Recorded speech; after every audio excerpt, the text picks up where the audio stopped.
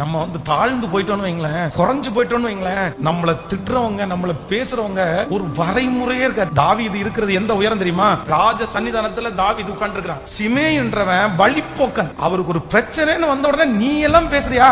இதே சூழ்நிலையில இந்த ஜெபத்துல யாராவது ஒருத்தர் இருக்கலாம். நான் எந்த தப்புமே பண்ணல, ஆனா போறவங்க வர்றவங்க அத்தனை பேரும் என்ன குற்றப்படுத்துறாங்க, என்ன காயப்படுத்துறாங்க, என்ன அவ்வளவு தரக்குறைவா பேசுறாங்க. இவன் முன்னாடி எல்லாம் நான் தாழ்ந்து போவேன்னு கனவுல கூட நினைக்கலையே. ஆனா ஆண்டவர் வாக்கு கொடுக்கிறார், இல்ல மகளே, இல்ல மகனே, நீ கலங்காத.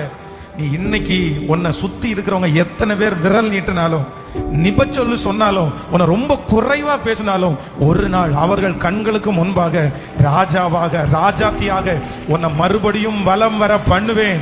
மறுபடியும் அந்த தெரு வழியாய் உன்னை நடக்க பண்ணுவேன். மறுபடியும் அந்த சொந்தங்கள் மத்தியில உன்னை நிற்க பண்ணுவேன். மறுபடியும் அந்த கூட்டத்தின் மத்தியிலே நீ நிற்பாய். அன்றைக்கு உனக்கு விரோதமாய் பேசின அத்தனை நாவுகளும் வாய் திறக்க கூட முடியாத அளவிற்கு தங்களுடைய கைகளினால் அவர்கள் வாயை பொத்திக் கொள்ளுவார்கள். காரணம், உங்களுக்கு விரோதமாய் இருக்கிற அந்த நிபச்சொல்லை எடுத்து போட்டு பேசின அத்தனை வாய்களையும் பொத்திக் கொள்ளுகிற அளவு கர்த்தர் உங்களை என்னை மகிமையால் நிரப்புகிற கர்த்தர்.